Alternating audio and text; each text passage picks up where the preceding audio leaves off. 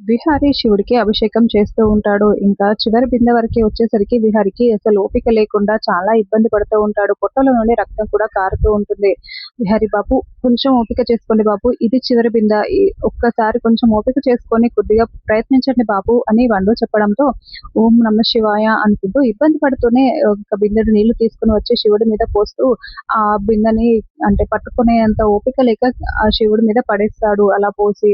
ఆ తర్వాత విహారి స్పృహ కోల్పోయి శివుడి మీద చేయి పెట్టి పడిపోయి ఉంటాడు. ఇంకా శివలింగానికి బ్లడ్‌తో కారుతూ ఉంటుంది. తన చేతికున్న బ్లడ్ అంతా శివలింగం మీద కారుతూ ఉంటుంది. మరోవైపు హాస్పిటల్‌లో లక్ష్మికి బాగా పెయిన్స్ వచ్చి డెలివరీ అయిపోతుంది.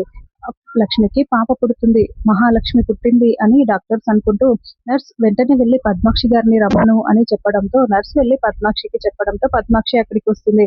ఇంకా ఆ డాక్టర్ లక్ష్మికి పుట్టిన పాపని పద్మాక్షి చేతిలో పెడుతుంది. పద్మాక్షి సహస్ర దగ్గర ఆ పాపని ఉంచడానికి తీసుకొని వెళ్తూ ఉంటుంది.